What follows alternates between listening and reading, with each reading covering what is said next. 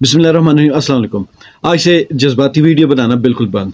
अब फैक्ट्स पर बात होगी और जो मेन चीज़ें होंगी, ख़बरें आप कह लें या जो भी हमारे पास सबूत होंगे, उनके ऊपर बात होगी। 9 मई के वाक़यात जो कि वाक़ई में पाकिस्तान की हिस्ट्री में एक स्याह तारीख लिखी जाएगी, लेकिन असल अब भी वही मुतालबा है मेरा कि इसमें जो भी लोग मुलव्वस थे, उनके खिलाफ बिल्कुल फेयर तहकीकात होनी चाहिए और जो जो लोग उनमें मुलव्वस थे उनको पब्लिक भी होना ज़रूरी है। जब तक वो पब्लिक नहीं होंगे, लोगों को पता कैसे लगेगा कि वो कौन लोग थे। ऐसे लोगों को पब्लिक ज़रूर होना चाहिए ताकि लोग आइंदा ऐसे लोगों से बच कर रहें। तो इन्हीं वाक़यात की तनाज़ुर में मैं कोई चीज़ तलाश कर रहा था गूगल पे, तो वहाँ पे मुझे एक चीज़ नज़र आई। तो जब उसको मैंने पढ़ना शुरू किया तो यकीन माने बहुत ही मतलब कि अजीब किस्म के इंकशाफात हुए। तो वो मेरे सामने है, तो काफ़ी लंबा आर्टिकल है। यहाँ पर एक और चीज़ भी वाज़ह करता चलूँ कि 9 मई के वाक़यात के बाद बल्कि उसमें एक हफ़्ता तकरीबन गुजर चुका। उस एक हफ़्ते के बाद जो पीटीआई के बहुत सारे कायदीन थे या उनके सपोर्टर या कारकुन थे या जो भी मतलब कि थोड़ा बड़ा ओहदेदार था, तो उनको पीटीआई से निकालने का अमल शुरू हो चुका है। या वो खुद निकलें या उनके ऊपर प्रेशर था, ये अलग बहस है। लेकिन लोग काफ़ी हद तक पीटीआई को छोड़कर जा रहे हैं और उनका जो पॉइंट ऑफ व्यू है, उनका जो मौक़िफ़ है, वो सिर्फ एक ही है कि 9 मई के वाक़यात जिस तरह हुए, ये पीटीआई अब वो वाली जमात नहीं रही, ये एक शरपसंद जमात हो चुकी है। इस वजह से हम पीटीआई को छोड़ रहे हैं। अब यहाँ पर दो चीज़ें और हैं। एक तो राना सनाउल्लाह ने एक किसी प्रोग्राम में कहा था कि जो पीटीआई है और नून लीग, ये दोनों इस पॉइंट ऑफ नो रिटर्न पर पहुंच चुकी हैं जहां से वापसी मुमकिन नहीं है। अब सियासत में या तो ये रहेंगे या हम रहेंगे। ये खुली और सीधी धमकी थी। धमकी ज़्यादातर मैं ये समझता हूँ कि जो हुकूमत की जमात है उसी की तरफ हो सकती है, क्योंकि उनके पास पावर होती है, उनके पास सारे इख्तियारात होते हैं, तो उनकी तरफ से की गई बात धमकी ही समझी जाती है। अब अगर तरीके इंसाफ का है तो उनके पास तो कुछ करने के लिए है भी नहीं। तो दूसरी बात, इसी हुकूमत में जो हमारा नेशनल टीवी है पीटीवी, उस पर हुकूमती नुमाइंदगान कुछ अर्सा पहले बैठकर इमरान खान के खिलाफ कोई तौहीन मज़हब वगैरह की धमकियाँ दे रहे थे और इस बारे में उन्होंने काफ़ी ज़्यादा कोशिशें भी की।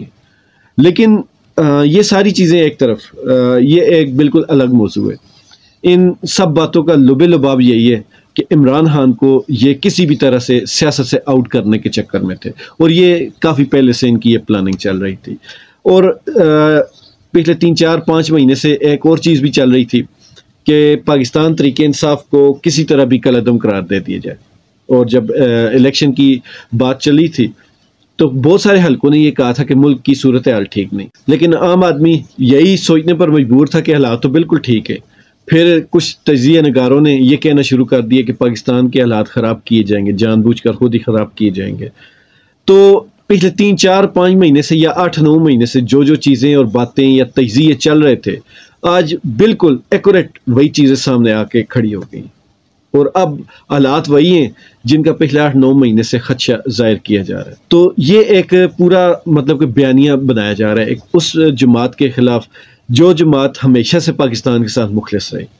मैं आज के बाद हमेशा इसी मौजू पर वीडियोस बनाऊंगा, क्योंकि इस वक्त हमारे मुल्क को इत्तेहाद और सच्चाई की बहुत अशद ज़रूरत है। इस मौके पर जिस तरह अफवाहें फैलाई जा रही हैं, ये अफवाहें खाना जंगी तरफ जा रही हैं। और मैंने पिछली वीडियो में ये बात की थी कि एक साहब हैं सैयद ज़ैद ज़मान हामिद साहब, उनको मैं किसी वक्त अपना उस्तादों जैसा मानता था कि वो पाकिस्तानियत के बारे में बहुत ही मतलब कि बलबला अंगेज़ किस्म की जो खिताब होते थे, उनके तकरीरें होती थी, वो करते थे, तो वो वाकई हमारे दिलों पर लगती थी।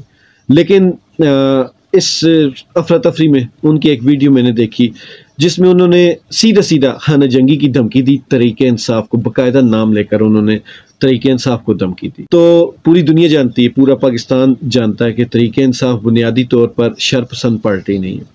तरीके इंसाफ हमेशा से पाकिस्तान से मोहब्बत करने वाली पार्टी है और तरीके इंसाफ ही दरअसल उन्हीं लोगों पर मुश्तमिल है जो फ़ौज का हमेशा दिफा भी करते। तो इसी चीज़ के मुतालिक मुझे एक आर्टिकल मिला था, ये शायद और अखबारों में भी आपको मिल जाएगा। मैं डेट इसकी बता देता हूँ कि ये डेट इस आर्टिकल की 8 अप्रैल 2021 को।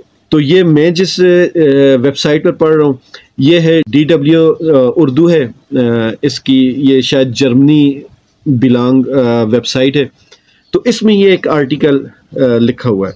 इस आर्टिकल का जो उन्वान है, उन्वान ये है कि पाकिस्तानी फ़ौज का तमस्खर उड़ाने के ख़िलाफ़ कानूनी बिल कई हल्के मुखालफ।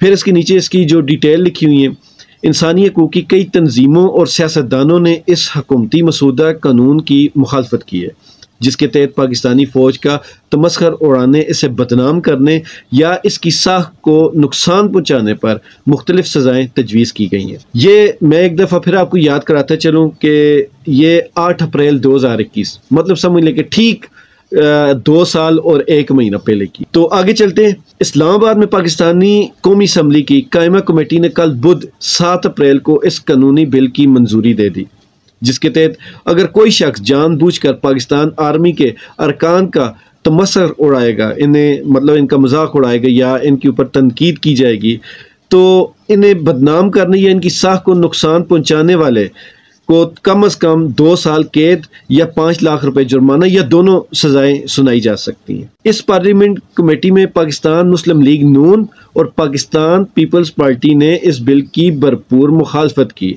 जबकि हुक्मरान जमात PTI ने इस बिल की हमायत की, बल्कि हमायत में वोट दिया। बिल का मकसद, पाकिस्तान तहरीक इंसाफ PTI का कहना है कि हालिया बरसों में पाकिस्तान की मुसल्लह अफवाज के खिलाफ मुल्क दुश्मन अनासिर का प्रोपेगेंडा तेज हो गया और इस प्रोपेगेंडे को रोकना बहुत ज़रूरी हो गया, क्योंकि फ़ौज को कमज़ोर करने का मतलब मुल्क की बुनियादों को कमज़ोर करना है। PTI के रुकन कौमी असम्बली मोहम्मद इकबाल खान का कहना है कि इस प्रोपेगेंडे के तोड़ के लिए कानून लाना ज़रूरी था। इन्होंने DW से गुफ्तगू करते हुए कुछ अर्सा पहले पाकिस्तान की मुसल्लह अफवाज के खिलाफ बहुत घिनौनी साजिश की जा रही है और इनको इस सतह पर बदनाम किया जा रहा है। पाकिस्तानी फ़ौज के अफसरान बेबुनियाद इल्ज़ामात लगाए जा रहे हैं। ऐसा करने वाले अनासिर न सिर्फ फ़ौज को बदनाम कर रहे हैं, बल्कि वो पाकिस्तान के इस्तेकाम को भी नुकसान पहुँचा रहे हैं, क्योंकि इन्हें इल्म है कि फ़ौज ही वो वाहिद इदारा है जो किसी भी बैरूनी जारियत को रोक भी सकता है और मुल्क को मुत्तहिद भी रख सकता है। इसलिए हम ये कानून लेकर आ रहे हैं ताकि जो भी फ़ौज के खिलाफ साजिश करे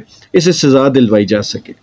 मोहम्मद इकबाल खान का मजीद कहना है कि पाकिस्तान तहरीक इंसाफ जल्द ही मुल्क की सेनेट और कौमी असम्बली से इस कानून को मंजूर करा लेगी। पाकिस्तान में इंसानी हकूक़ की तंजीमों, यहाँ ये बात काबिल गौर है, इंसानी हकूक़ की तंजीमों मतलब कि इमरान खान की जब हुकूमत थी तो कोई भी मुल्क की मुफाद में बिल आ जाता या मुल्क के दिफा के लिए कोई बिल आ जाता या मुल्क के गद्दारों के ख़िलाफ़ कोई ऐसा कानून बनाने की कोशिश की जाती, तो ये इंसानी हकूक़ की जो तंजीमें हैं, ये जो मोमबत्ती माफिया है, ये सारे रोड पर निकल आते थे। लेकिन आज जो कुछ भी हो रहा है इस रजीम चेंज के बाद 13 महीनों में जो कुछ भी हो रहा है, ये कभी भी जो इंसानी हकूक़ की तंजीमें हैं ये कभी भी बाहर नहीं निकली। तो यहाँ पर उन्हीं का जिक्र है कि पाकिस्तान में इंसानी हकूक़ की तंजीमों ने इस मौजूदा बिल पर गहरी तशवीश का इज़हार किया है और इसको इंसानी हकूक़ की संगीन खिलाफ वर्जी करार दिया है। Human rights commission of Pakistan का कहना है कि वो इस बिल की हर सतह पर मुखालफत करेगा।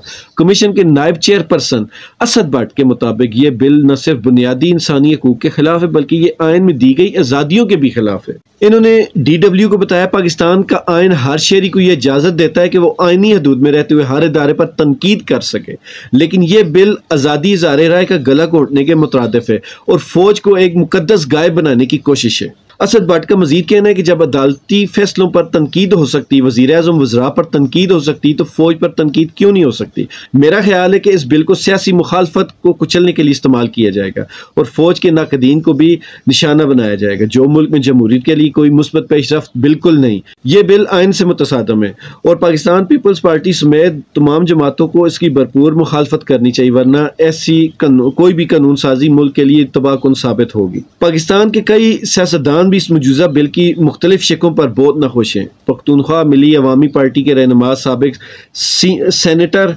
उस्मान काकड़ के मुताबिक अगर मुल्क की फ़ौज आइन तोड़ेगी, इंतखाबात में धांधली कराएगी, सियासत में मुदाखलत करेगी, कारोबार करेगी और सिविलियन इदारों में खिदमात अंजाम देगी तो इस पर तनकीद भी होगी। इन्होंने DW को बताया अगर फ़ौज चाहती है कि इस पर तनकीद न की जाए तो वो इन अनासिर की पुष्पनाई न करे। जिन्होंने आयन तोड़ा है। जनरल मुशर्रफ और दूसरी आयन शिकन शख्सियात की हमायत न करे और अपनी आइनी हदूद में रहकर काम करे। आयन ने इस फौज के एहतराम के लिए कहा जो अपनी आइनी हदूद में रहती, जो मार्शल नाफिज नहीं करती, जो आयन नहीं तोड़ती, मुल्क में आमरीत मुसल्लत नहीं करती और सियासत में मुदाखलत नहीं करती। अगर फौज ये सारे काम करेगी तो इसको तनकीद का निशाना भी बनना पड़ेगा। लिहाजा फौज समेत तमाम इदारों को चाहिए वो अपनी आइनी हदूद में रहे। उस्मान काकड़ का ये भी कहना था कि इनकी पार्टी पार्लियामान में तो नहीं है लेकिन वो सियासी जुलूसों में इस कानूनी बिल की भरपूर मुखालफत करेगी। कई नाकिदीन का ख्याल है कि इस मसौदा कानून को इस कौमी असम्बली और सेनेट से मंजूर करा लेना बहुत मुश्किल होगा, क्योंकि सेनेट में इस बेख्तिलाफ की अक्सरियत है और अगर अपोजिशन ने मुतहद होकर इस बिल की मुखालफत की तो बहुत कम इम्कान है कि ये बिल सेनेट में मंजूर हो जाएगा। कई सियासी मुबसरीन के मुताबिक अगर कौमी असम्बली में भी इस बेख्तिलाफ दुरुस्त एक मतअमली इख्तियार करे तो वो हुकूमत के लिए मुश्किलात पैदा कर सकती है और यूँ पार्लिमानी ऐवान ज़री में भी इस बिल की मंजूरी मुश्किल हो सकती है। तो ये था जी आर्टिकल, आपने सामने स्क्रीन पर पढ़ भी लिया होगा। तो स्क्रीन पर चलाने का मकसद यही था कि आप खुद भी अपने नज़रों के साथ पढ़ लें इसको। तो इस सारी चीज़ का मकसद यही है कि पीटीआई हमेशा से पाकिस्तान प्रो इस्टेब्लिशमेंट रही है। इन्होंने हमेशा अफवाज पाकिस्तान की इज़्ज़त और तकरीम की बात की है। इन्होंने हमेशा पाकिस्तान की इज़्ज़त और तकरीम की बात की है। और ये बिल मुझे शक पड़ता है कि उस वक्त तो शायद पास नहीं हो सका था, लेकिन ये भी इसी साल की जनवरी में शायद उन्होंने पास किया था। और अब पास करने का मकसद ये था कि पीटीआई को कुचला जाए। और इसी तरह का जो सोशल मीडिया का कोई कानून बनाया था पीटीआई ने, तो उसमें बहुत बड़े बड़े सहाफ़ियों ने एहतजाज किया था और मतलब काफ़ी लंबा एहतजाज था और काफ़ी दिन एहतजाज रहा। और उनका मुतालबा एक ही था कि ये जो इज़हार राय की आज़ादी है उस पर ये कदगन लगाने की कोशिश की गई है। तो वो बिल भी उस वक्त नहीं हुआ, लेकिन जब ये हुकूमत आई तो ये दोनों बिल मंजूर हो गए। तो उस वक्त अगर जो पार्टियाँ इनकी मुखालफत में थी तो वो आज देखें सारी की सारी पीडीएम में। और हमें असल दुख इसी बात का है कि ये जो भी पार्टियां उस वक्त फ़ौज के हक़ में किसी भी किस्म की तरमीम को अपने मुखालफ समझती थी, उसकी मुखालफत करती थी, या कोई भी पाकिस्तान के हक़ में ऐसा कानून साजी या बिल वगैरह पेश किया जाए तो उसकी भी भरपूर मुखालफत करती थी।